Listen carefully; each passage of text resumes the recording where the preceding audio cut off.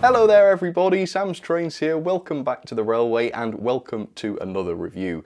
Today I'm incredibly excited because I've gotten my hands on a brand new, only just released, pre-grouping tender engine and I'm hoping it's going to be good.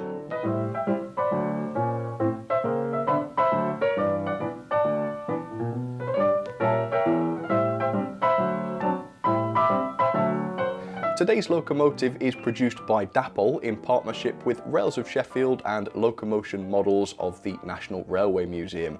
The locomotive is this, the beautiful SECR Wainwright D Class, and it is a 440 tender engine that in real life is more beautiful than any I've seen before. So if the model is even close to that, I think we're going to be in for a really good day today. Now these are incredibly expensive models. They sell for £199.99, which is slightly insane of course, and you can buy them from either Rails of Sheffield or from Locomotion Models. And in fact this version here is exclusive to Locomotion Models. This is in fact the preserved example. Some versions of the D Class are a little bit cheaper. There are some that have simpler liveries that are available for £189.99, but the fact is regardless of the model you choose, the price is incredibly high, much higher than other Dapol products. I mean the Mogul for instance is far cheaper than this. So needless to say, I am expecting to see an improvement in detail, quality, an improvement in everything basically that is proportional to the increase in price. Very high expectations for this. Obviously the Terrier from Dapol was a little bit of a mess, so hopefully this will be Dapol's chance to make up for that and to show us really what they can do. High expectations, I feel like they are going to be met, but today in this video we are going to find out for sure. So come with me, we'll get this loco out, fingers crossed it will be as good as I hope it is. So, first things first, the packaging is absolutely gorgeous. I love the packaging. It's ultra stylish, but of course not only does it look great, it's also fantastic quality as well. This is a very hard cardboard box, very high quality packaging, and of course these days that is essential with how detailed and sometimes fragile models have become. So that's a really great plus. Let me show you the end of the box. You can see the version I've gone for. So this is 4S-027 NRM02. It is a D Class in the SECR livery. It's number 737, museum preserved, semi-gloss finish. That's something I'm very excited about. And it is of course exclusive to the NRM, as I've already said. And this is designed for a minimum recommended curve radius of R2. And I don't actually have anything tighter than that on my railway, so this should work perfectly on my track. Fingers crossed for Dapol there. Okay, let me show you the back of the box because there is a little bit of history on the D Class in real life, so pause and read that if you'd like to. I also like that they've included a bit about this particular loco as well, the preserved example. So yeah, full marks for that. It does appear that this box has been designed for this particular member of the class, which is quite some attention to detail, isn't it? Anyway, come on, I know that you're desperate to see what's inside here. I've not actually had the box open yet, so this will be my first look as well. Having a bit of trouble getting the lid off, but that's good. It proves that it's a nice snug fit.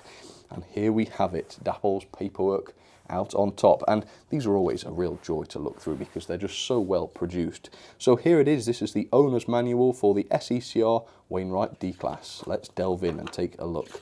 We'll skip over the contents page. Here are some of the features. We're going to be covering all the features when the model's out, so I won't read through those right now because I don't want to waste your time. Quick start and such, I'll read these of course before I get started. This is a bit about maintenance, so yeah, that just explains how to lubricate, I assume. Fitting the accessories, that's all right. I suppose this is a bit more, yeah, you can see where all the accessories and such go. A bit about attaching the tender. I believe this has a similar tender to loco drawbar assembly that the Mogul had, and I was very impressed by it, so hopefully this will be just as good. DCC installation, again, just like the Mogul, this has the toolless interface, which allows you to remove the smoke box door and just plug a decoder in. I might demonstrate that later on. Very good, very ingenious really from Dapol. Optional tender speakers, yeah, that is an option as well if you have a sound version, which I don't, but fair enough. And then this is more DCC stuff. All right, here's a parts list, as you can see.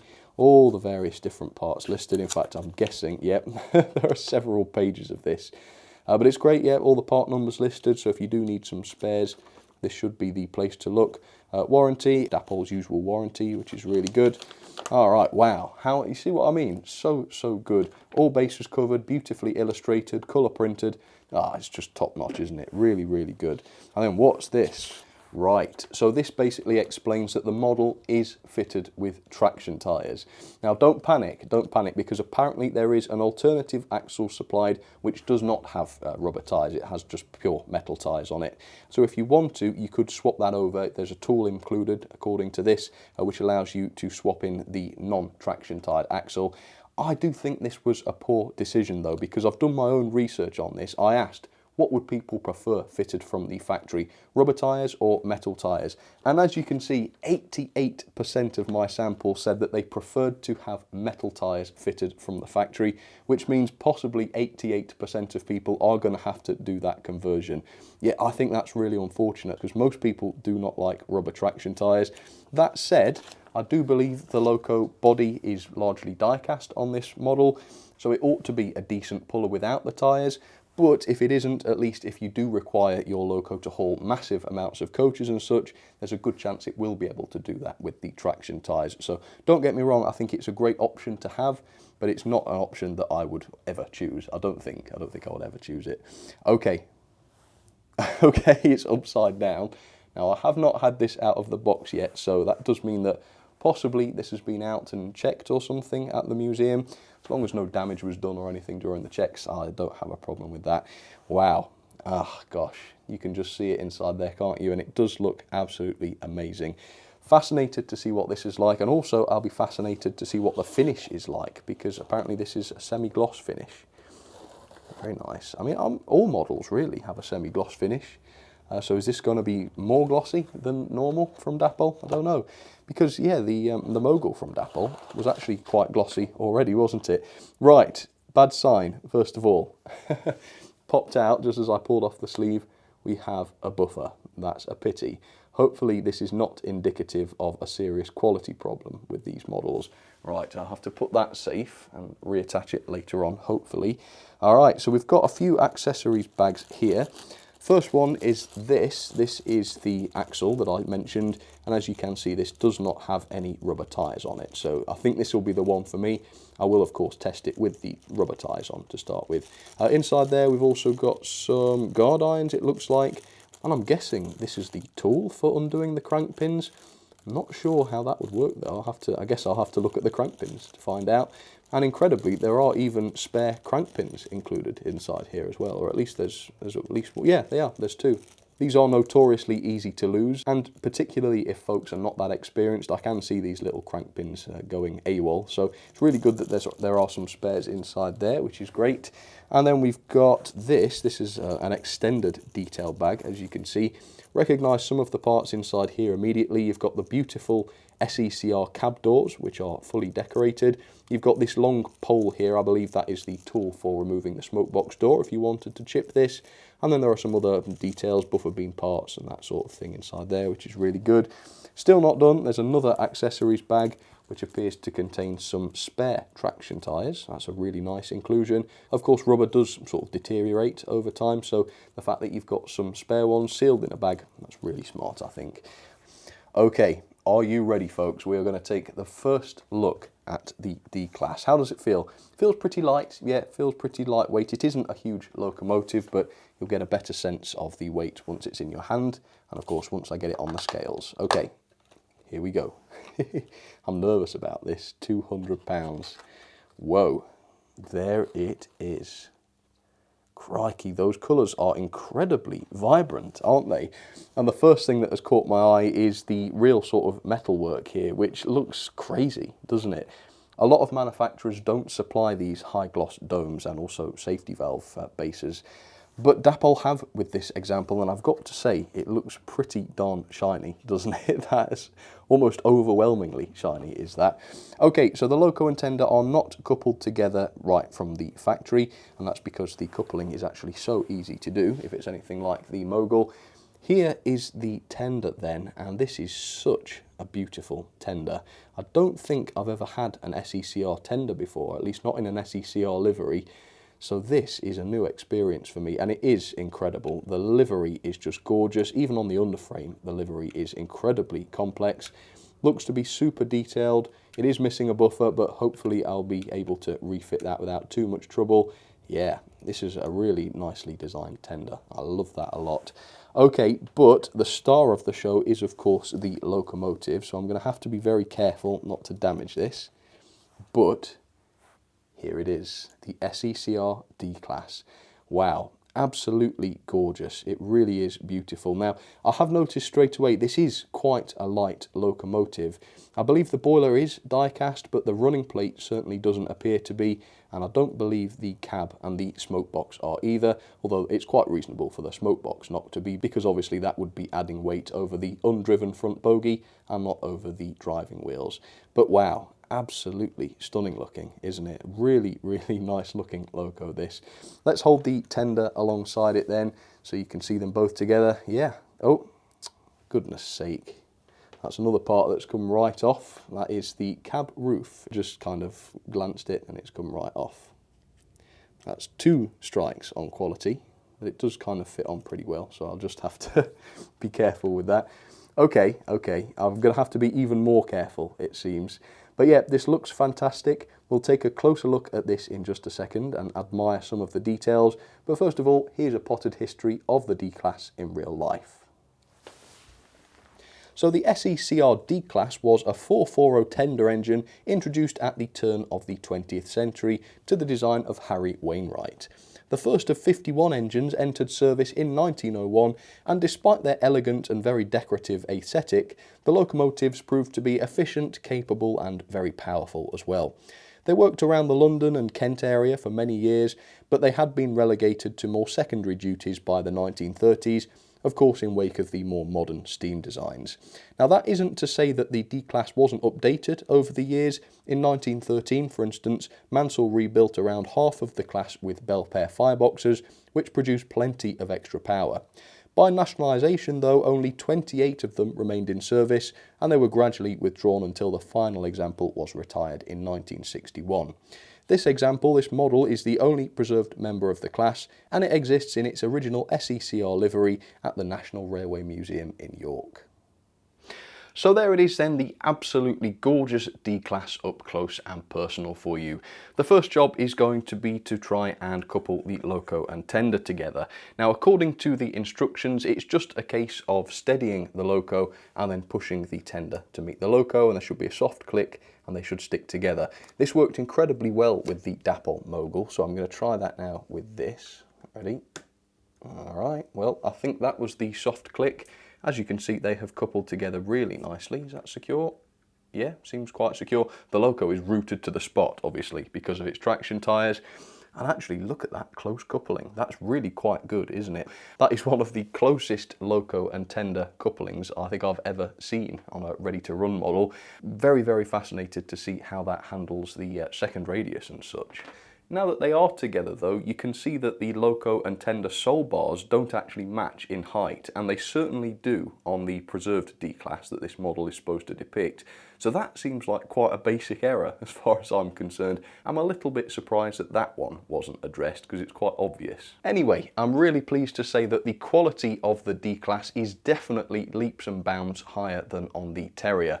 Overall, this has been put together really, really nicely. It isn't perfect though, of course. I've already had to make 2 repairs on this straight out of the box, and I can already see that there are other parts that are quite loose fitted. All of the handrails, for example, I mean literally all of them are loose, as you can see. They wobble around, which is not that great really on a £200 model. So if you do buy one of these, be very, very careful as you lift up the locomotive. I would suggest sort of grabbing the splasher, the front splasher, rather than the body, because obviously those handrails are a little bit too fragile. The loco is also incredibly light, probably to the point where I would say it's unreasonably light. So loco and tender weigh in at 231 grams, which is about the same as the Hornby Railroad 440s. So it is a very, very light locomotive. And in fact, the loco on its own weighs only 157 grams, which is actually about 20 grams lighter than the Hornby Peckett. So no, the size of the D Class is no excuse for its light weight. In fact, the Adams radial tank from Hornby weighs more than the D Class loco and tender. So no wonder they opted to put traction tyres on this thing. But at £200, I don't think there was any room for this to be so light, was there? So that is unfortunate. However, from a visual standpoint, this locomotive is absolutely superb. If I just pan across here, you can see how beautifully presented this locomotive is. We'll talk about the decoration first of all. I think that is one of the key attractions, isn't it, with a loco like this?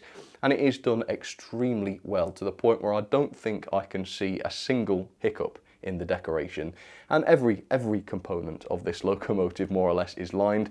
The running plate, which is made of plastic unfortunately, has been beautifully lined, and all of the steps and such that are fitted to that are also beautifully lined with high accuracy. The splashers, which are a very unusual design, I think these splashers actually characterize the entire loco, don't they?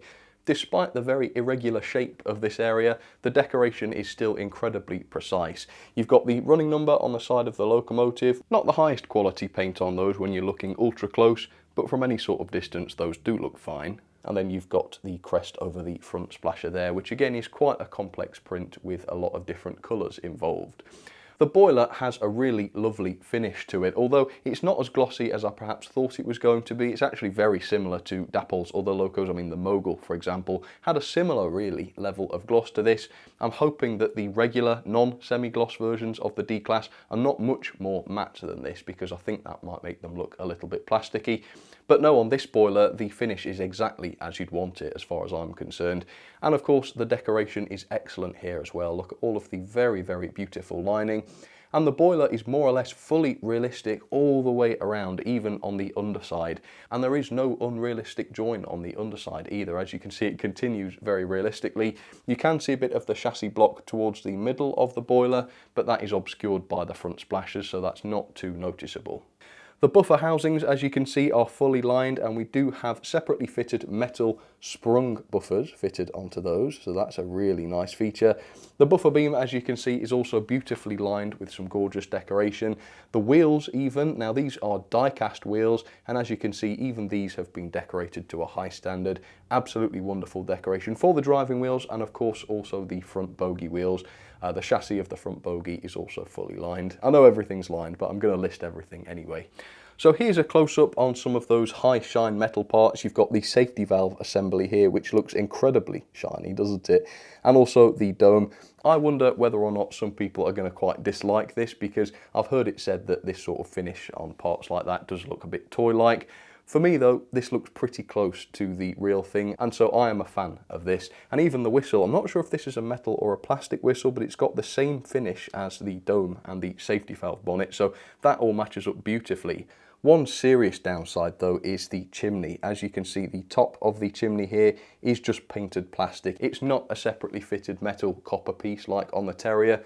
And as a result, the finish on that is completely flat, and that does spoil the illusion very slightly, particularly given how beautifully shiny the other parts are in contrast.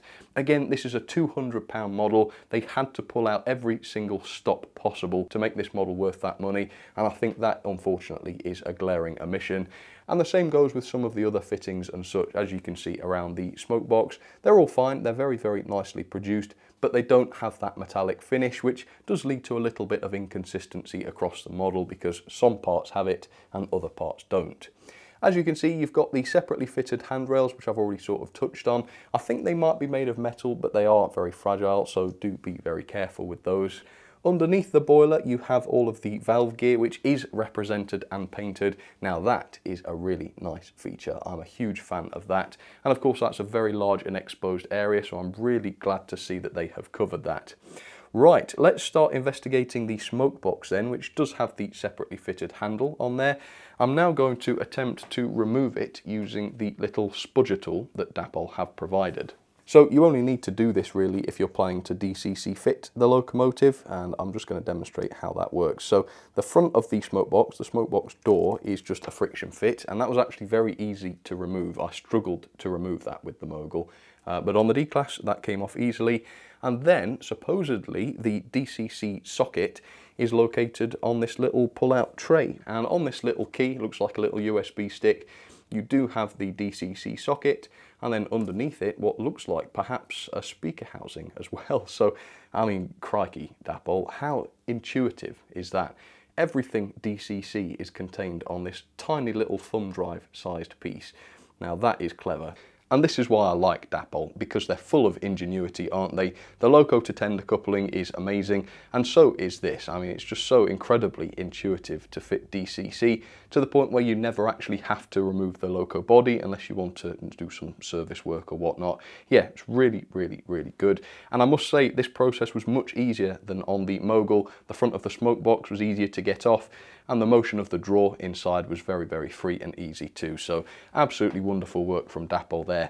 Let's take a look at some more of the detailing then. So you do have the Westinghouse assembly on the other side of the loco. As you can see, that is very nicely formed and also well decorated too, which is lovely to see. I know you're desperate to see what the cab is like on this loco, so I will show you the front glazing first, which is separately fitted and very nicely done. Inside, you can see there is a beautiful level of cab detail here. The back wall and the sides are all painted into the realistic yellow, and all of the gauges and such have been picked out realistically. Lots and lots of different colours used, all of the different components are clear to see, and the firebox does have a realistic opening on it as well, and I believe there is an LED behind there too, so that you do get the firebox light. We'll see how that works later on. So yeah, the cab is absolutely wonderful. Very impressed with the way that looks, and of course it's made all the more realistic by the beautifully close coupling between loco and tender. Speaking of the tender then, I mean, this is just absolutely glorious looking, isn't it? The decoration is really what sells this tender for me. Beautiful finish, beautiful lining. The SECR lettering on the side there is very, very nicely applied. The underframe is what catches my attention though. Just look at those axle boxes. My eyes can't even process what's going on with those, but hopefully the close-up lens will give you a good look. So you've got all that beautiful archwork on the underframe, very ornate with all the lining on it. The suspension springs are even lined to an extent. It's just a really, really beautiful tender. The coal load is separately fitted and removable. It's very fine looking coal, but it's not a great fit to the top of the tender. As you can see, I've pushed it down properly, but you can still see the hard edge of the coal piece when it's fitted correctly. So this is probably a tender that you would want to fit your own coal load into, because I can see that being quite distracting. Lots and lots of tender controls, which are all separately fitted and separately painted. Around the back, more handrails. You've got this beautiful builder's plate, which is actually extruded slightly from the body of the tender, so it stands out. Wow, that's a nice feature. The buffer beam, similarly good. You've got the separately fitted vacuum pipe, as you did on the front, coupling hook, more sprung buffers, and I have refitted this one. Hopefully there is no glue visible on that. And then you've got the NEM tension lock coupling, which is a very, very good design. It's very, very free to pivot. Excellent job. I'll be very surprised if that causes any derailments. It's a great design. So visually, the loco is fantastic. Not 100% perfect in terms of quality, but as far as the looks of the locomotive go, I really, really am impressed with this. It's a real pity about the chimney, because I think that's the only real downside that I personally can see. Had they fitted that with a proper metal copper top, I think this would have been damn near perfect from a detail point of view. It really is incredible. Look at the wheels, you've even got those little nubs on the insides of the wheels that the real thing has got. The attention to detail really is exquisite. So I'm going to investigate the mechanism. This should be the fun part. I'll let you know what makes this locomotive tick, and then we'll get it down onto the track. For the first test, we'll try it with the traction tyres, we'll try it without, and we'll find out whether or not these are any good. Okay, let's do it. So there she is, the absolutely gorgeous D Class from Dapol, down onto the track, ready for her first ever test. And yeah, I can't overstate how absolutely fantastic this model looks. I think it's probably up there with my favourites now. It might even be my favourite 440. Absolutely love it. So the mechanism is actually pretty darn good. We'll start by saying that the loco has lots of pickups. It has 5 pickups per rail. So the tender has proper pickups, and they're wiper pickups as well, which is good. I like that. And the loco driving wheels also has pickups too. Also wiper pickups. Thank goodness Dapol have done away with those sort of bearing pickups. They didn't work very well. I think wipers are going to serve Dapol quite a lot better. No pickups on the front bogie though, so it is just the tender wheels and the driving wheels that do that job, but hopefully that will be okay. Although bear in mind, you effectively lose 2 pickups with the traction tyres fitted. Yet another reason why I'm not a fan of them. The base keeper plate is fairly easy to remove, even more so if you remove the brake rigging, but I decided not to do that. Yet 4 screws and the base keeper plate comes away. You can see there are proper bearings fitted to the driving wheels, which is excellent to see, and it is just a single driven axle on this one. It is the frontmost axle. That's exactly what I like to see. Very, very good indeed.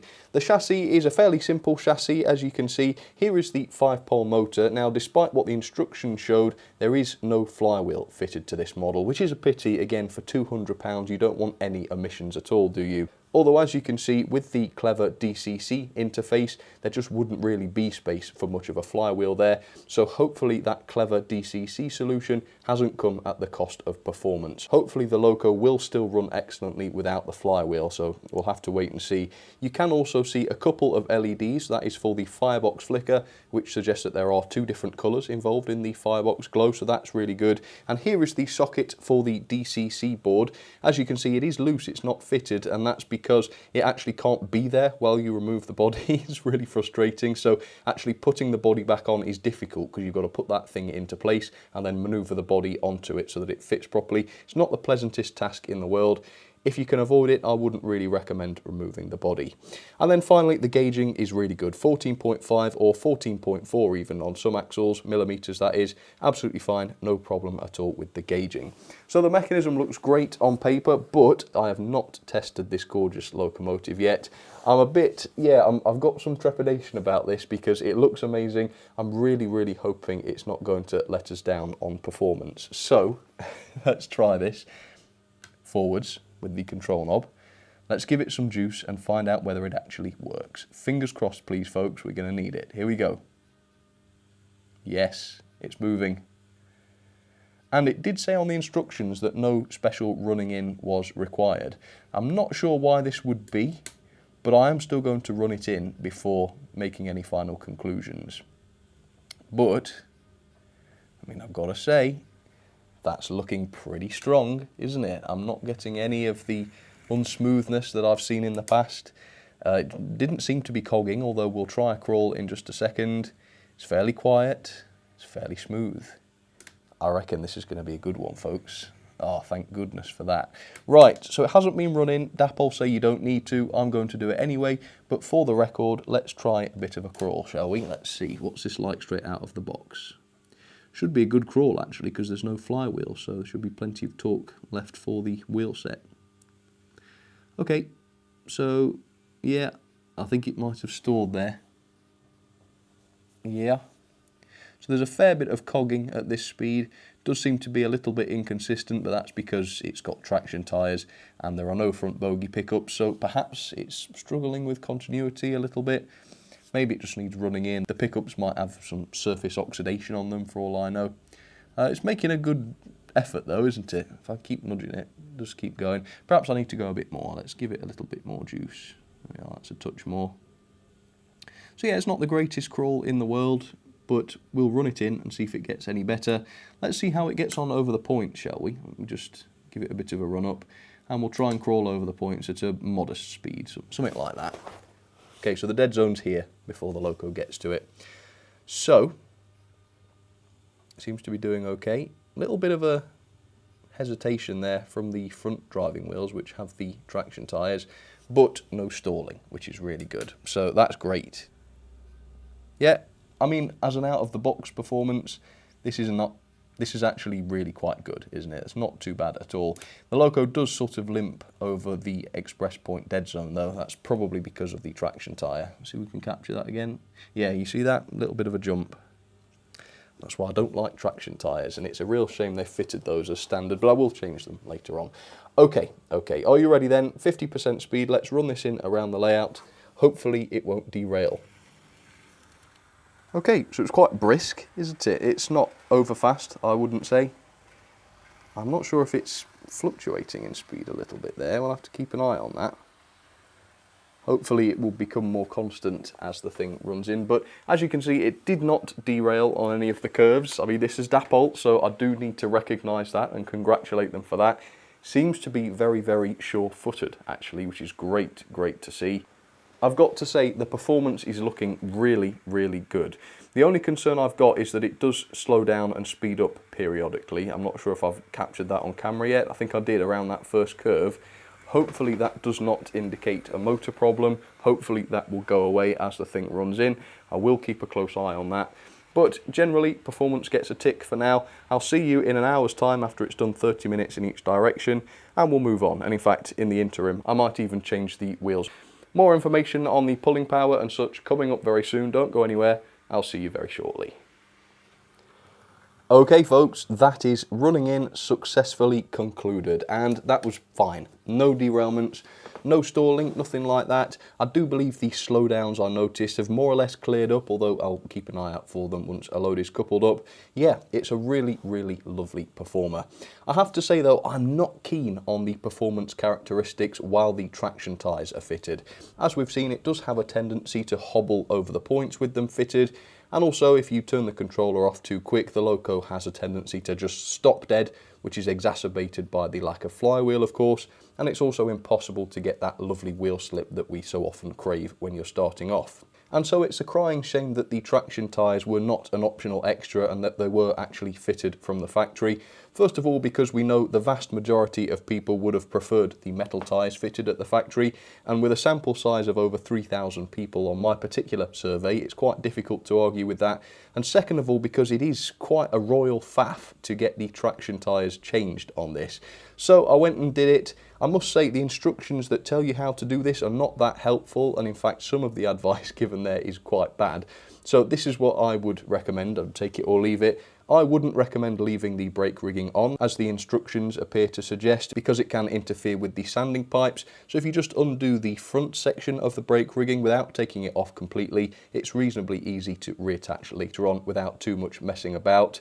While it's very, very thoughtful that they did include a tool for the crank pin, it's not a great tool because it's a very smooth cylinder. You can't get any leverage on it, particularly for retightening the crank pins.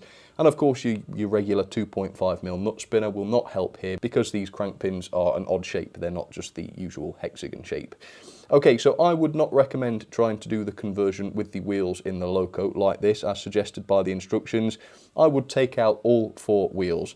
Otherwise, what's going to happen is you're going to lose a crank pin inside the loco body. It's almost inevitable, and as I've described earlier on, it's a bit of a faff to get the body off, or rather to get the body back on again once you've got it off. So just save yourself a lot of hassle and take the wheels out. You've got much better access to the crank pins, and it was much easier to do. Now, the tool provided is useless for reinserting the crank pins, because the tool cannot hold a crank pin, so you've either got to start it off with your fingers or with some tweezers or something, and then you can tighten it up with the tool provided. Not too intuitive is that, unfortunately, particularly on a model that is otherwise very, very intuitive. But with a little bit of effort and an awful lot of frustration, you can get the crank pins swapped over, and the wheel set can be put back into the locomotive. Now, I don't even bother to use tweezers, like the instructions say. A flat-bladed screwdriver will be all you need to get those bearings reinserted. It's not at all a big job, actually. In fact, I'm not editing this section of the footage at all. You can see it's in real time. It's literally 30 seconds work, if that. However, the non-traction tired wheels are now fitted, and I'm much, much happier with the loco as a result. It's running better, it's not stuttering or anything over the points or limping over the points, and of course you've got an extra pair of pickups now, which means conductivity should be better. Also, watch this. Nice little bit of wheel slip, it doesn't just take off, and also if I cut the power, it slides a little bit. It doesn't just lock up. I don't know, maybe most people won't care about that. I sort of do.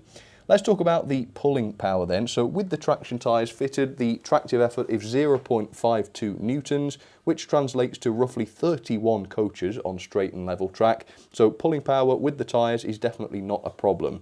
Without the tyres, the tractive effort is 0.14 newtons, which translates to roughly 12 coaches on straight and level track. And you know what? I don't actually think that's too bad. Had they made the loco a little bit heavier, that would have been more than acceptable, wouldn't it? So I've set up 4 Pullman coaches. Bear in mind my layout is not straight nor level, so I think 4 coaches should be a fair test of this loco's strength.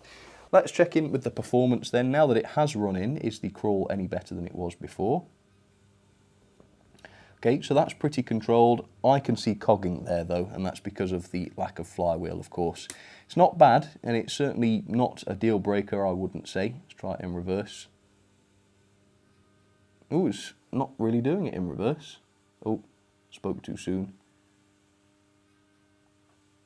So yeah, it's probably unreasonable to ask a loco to do this, but as we've seen from so many reviews, far cheaper locos can actually do this with far fewer issues. I think it stopped again. So it's not the greatest crawl in the world, but, you know, for what the loco's supposed to do, it's more than adequate, I would say. A little bit faster then. A little bit faster, a little bit faster. So I would say anything above this sort of speed is perfectly fine. Wouldn't you say? I mean, that's great. That is really, really great. And of course, it's got a really nice range of speeds as well.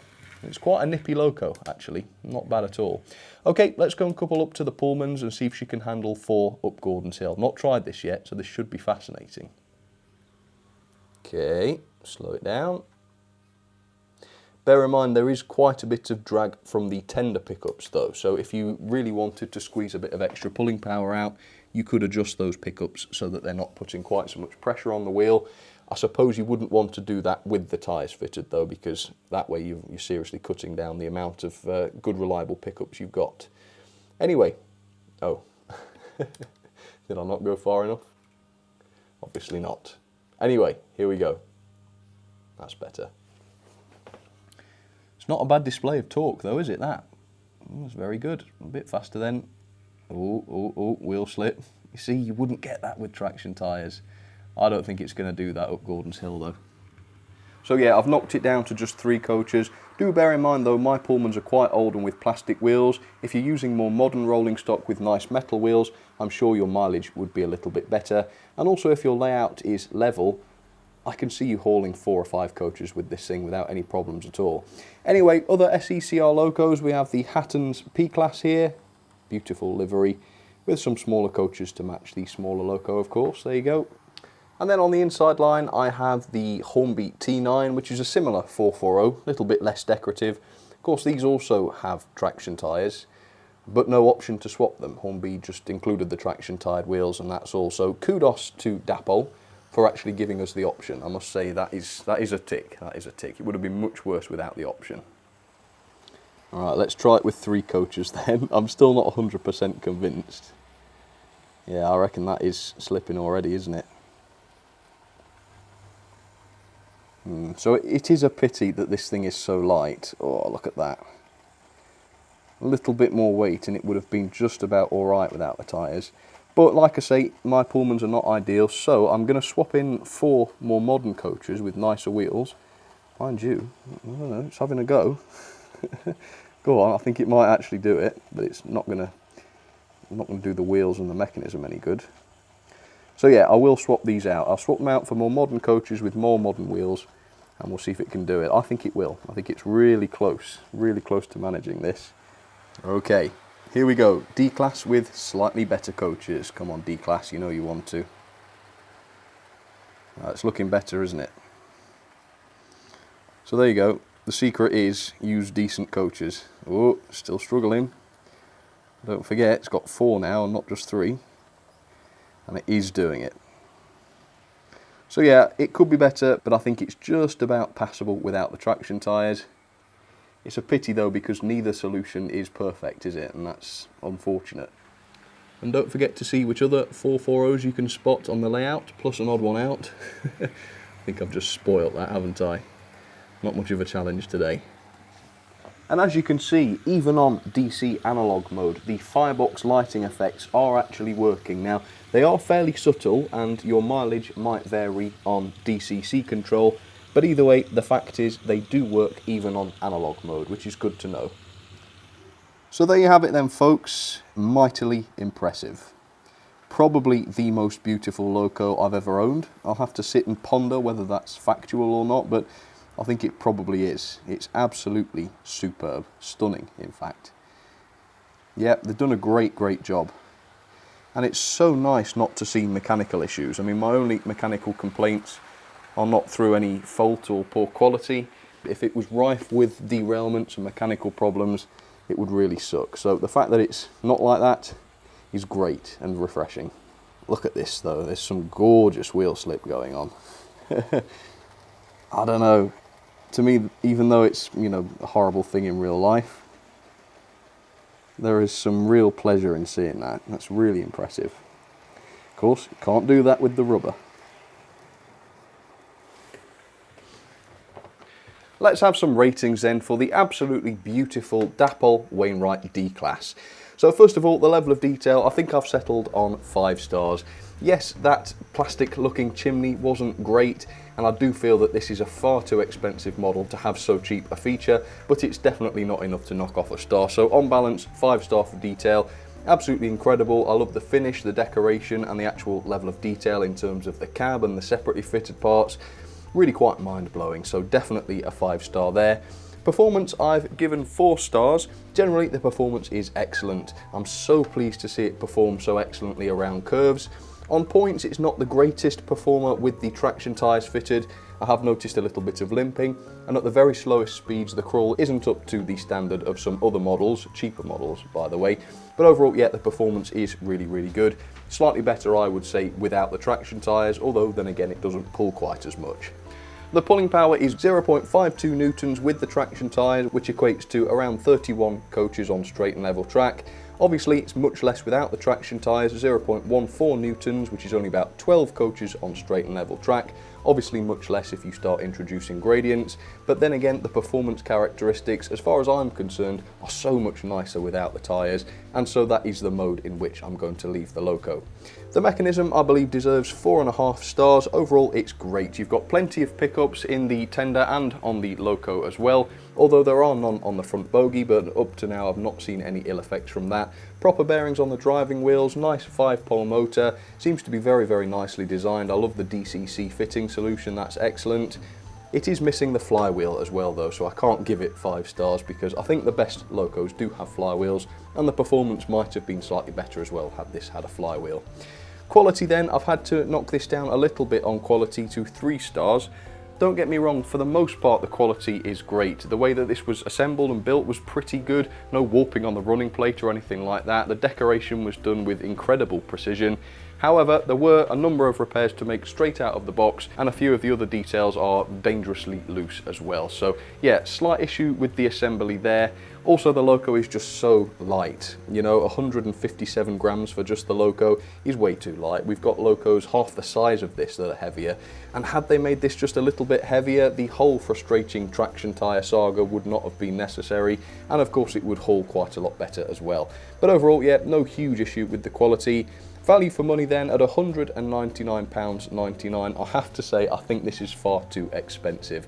And the thing is, we know that Dapol's locos are not usually this expensive. I mean, their last release and even their future releases are not this expensive, so it must be just the exclusivity thing bumping up the price. I actually think Dapol would have done better out of this had they produced it for a general release for all retailers, because it's going to be popular, isn't it? It's one of the most beautiful locos ever produced.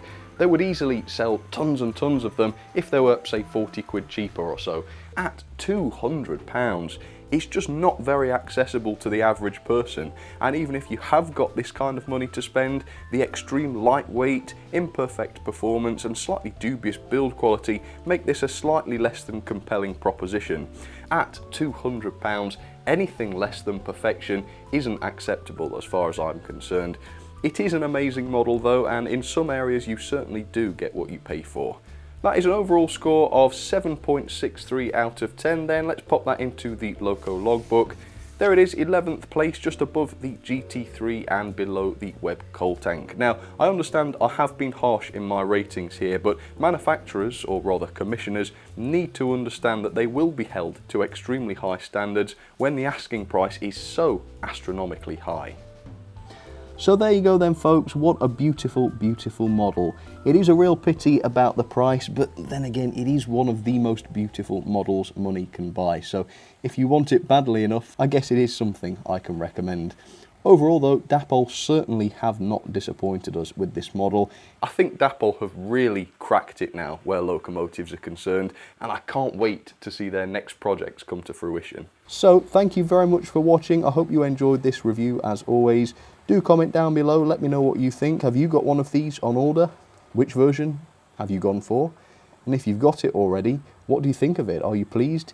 If you've got one of the non-NRM exclusives without the semi-gloss finish, how does it differ? Does it look very much different? Do you like the finish? Do let me know.